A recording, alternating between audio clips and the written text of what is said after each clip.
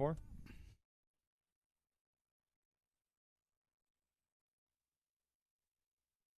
But we're going to wrap money in the bank. Rates are good. Pretty exciting. You know why? Why? Free money. You understand what I'm saying? Welcome back. Thanks for staying with us. We're in the most exciting segment of the big program now, the Money Talk segment. Finally. Kelvin gets to show his wares today. Yep. What do you got? Well, you were going to finish up on a couple things, weren't you, on the real estate market? So we're talking about the market itself. This is a market right now where a seller has to prepare the home correctly for sale. If you prepare your home correctly for sale, you're going to get a great price for your house. If you don't, the buyers have a little more choice, and they're a little more discerning because they don't have free money that they can throw at the house. So they're going to go into the house. Home prices are up, and they're not going down, by the way. So home prices are up. They're relatively stable. They're not running away anymore, but they're stable. But they're stable high.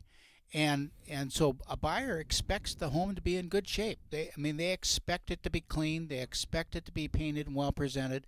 And if it isn't, you're going to get a discount offer because now they've got to do it. 2 years ago, 18 months ago, you could have gotten away with it. You're not going to get away with it in this market. You've got to prepare the house for sale. So on the news, they talk about how they feel home prices are going to be flat and then start to decline this year. You don't see a decline in home prices. I think flat is okay. Yep. But demand is just is still there.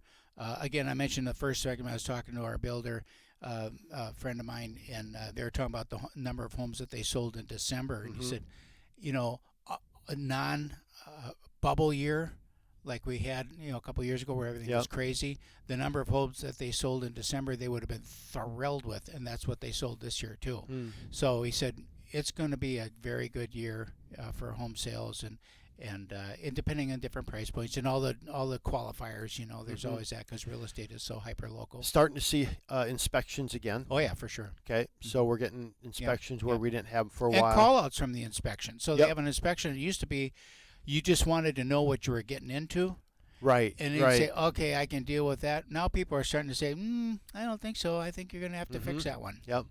And we're also seeing closing costs, and on the news it talked about as well that it's everything selling for about 96% of asking price. So are you seeing that? Would you agree? People are able to pick up some closing costs again and stuff like that. We're seeing it absolutely. And so that 96% is a result of maybe closing costs. So there's a couple ways that number gets pushed around. Yep. Either it can sometimes people will come back as a result of an inspection. Yep. And say, okay, I'll take on this burden, but now you're going to give me $5,000 in closing costs, so I have the cash left over after closing to make this repair. Right. Other times, people will come into to an offer and they'll have their own cash for closing, and they're in good cash flow position, and they just want a price reduction. Yep. And they'll take money off the top, and that's where you're going to get it. At the end of the day, it's all the same result to the seller. They're getting a haircut one way or the other. Either they're getting it in closing costs or they're getting it in price reduction. Yeah. One of the cool things that we had this week, and it kind of relates a little bit back into our conversation this morning on differentiation, and that is on our side. I think one of the things is we really focus on, or I focus on, household cash flow, right? So how are we cash flowing as a family in our household with this purchase? So it's not just looking at the mortgage. In this case, we were talking about they want to put 20% down. By the time we're done, we're putting 10% down using proceeds of the sale to pay off. There was a big pay, not much left on a couple things, and suddenly we freed up about just under $800 of cash flow, just household budget, because we got rid of that, got rid of that. And so we really look at the overall household cash flow, which was super cool. Then what we did, so that was number one. Number two is we're still using a 2-1 buy down. So in this case, rates have come down a little bit. A lot of the headlines have been good for bonds recently. So we've seen rates kind of come down. So we're low sixes, but in this case, and we're really competitively priced. We're at 5.99, but then we did a 2-1 buy down. So these people are starting with a 3.99 rate. Next year we'll go to 4.99 unless we refinance them in the meantime, because rates have fallen in that category, and then they would end up at that 5.99 rate. that cost is being paid now by the seller because we asked for 3% seller paid closing costs. And it costs about 2.25% to pay for that, right? So we had some money towards closing costs and a lot towards just positioning them financially really, really well. So it's really fun to kind of see what we're doing differently and making sure people can just really afford and be comfortable coming into that property. Does it matter with the loan type or property type or location how much for in closing costs you can ask for? Can I ask for anything I want? Can I say I want 10% in closing costs? You can ask for anything greater than 90% on a conventional loan. Okay. Right? Anything 90% or higher, it's 3%. Anything from 75% loan to value to 90%, you can get 6%. Okay, so if I put more down, I can ask for more in closing costs. Oh, wonderful. Same thing with FHA. You can get up to 6% there. VA, you can get 4%. So it depends on the loan type a little bit, and the more you have, on conventional, the more you have into it, you can ask for a little bit more.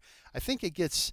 there's a thing out there. Somebody asked me about a 3-2-1 buy down. So now you thought 3% and then 2 and then 1. It's like, oh my God, the cost of that's really, really gets pretty expensive. That we're going to get pushback. I think from the seller of that property. They just go, God, at this point, I can do maybe 3, but I'm not going to do 6, right? Because that's a big hit. So now you're playing the game of raising the price and then doing the 3 and. And some of that was the listing agent too. A lot of the listing agents we see, the most common email I get now is price reduced. Price reduced. Really? Yes. Okay. And that is because agents typically come into this time of the year. They're all fired up. Oh, the market's up. We had a 8%, 9%, gain in the market last year. So whatever the market says, add another 5% on. You can't do that now. Right. Because values are already up. So it's a flat market. So you look at what they sold last year, you better be pretty dialed in on what your pricing is, and don't get too far over your skis, or it just isn't going to, it's going to sit there. Right. And you'll get a lot of showings. If you got a nice house in a nice area, you get a lot of showings, but no offers. That's because you're asking too much. Yeah. So the other thing right now that we're also seeing is some of our larger homes that we're doing, because they increased the conforming loan limit to $726,600.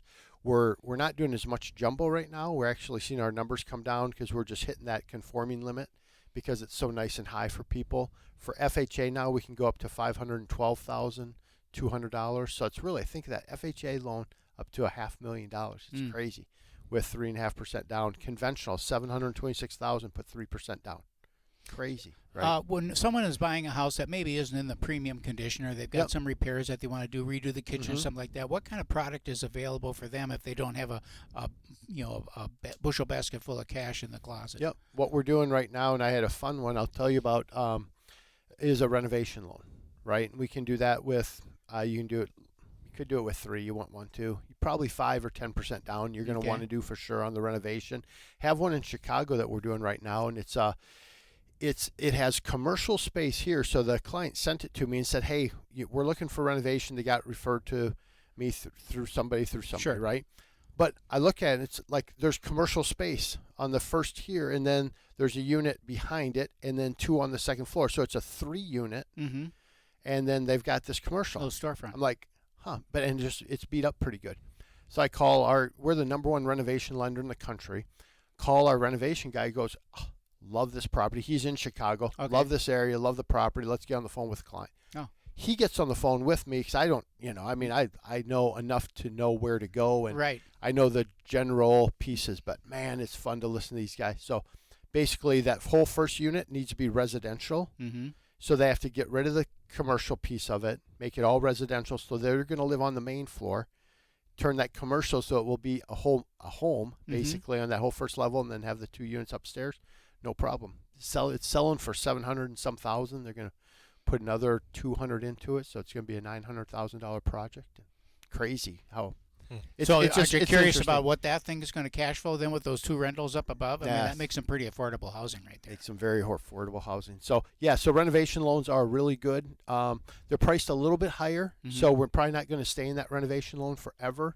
But it's okay, and it helps us get in, get the repairs done you want, and then you kind of want to marry the house, settle and see where you're at. Marry the house, rent the rate, and let's see what we do. So love to have the conversation. It's a different conversation that you'll have when you talk to me.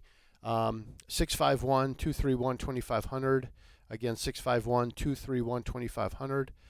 Any thoughts for the NFL playoffs, Keith? Any thought for the NFL play? No thoughts at all. Do you No. have thoughts on that? Well, I do. Vikings are out. Vikings are out, so we're done. That was quick and painless. Yeah, or painful, right? So Little pain. Little pain.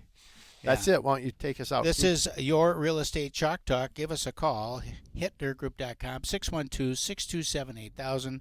That's 612-627-8000. It is a wonderful time to move up and sell your house. You're going to get top dollar for the house. Yes, you have to prepare it for sale. We'll take care of that. We'll help you out on that. And then you can go in and find a house that better fits your current lifestyle. There's lots of options out there, lots of properties to look at, and you can get yourself a really great deal at a rate that's, historically it's really pretty darn good. I mean, I don't think there's anything wrong with it at all. Give us a call. We'll talk about it. 612-627-8000, and we'll see you next week. You've been listening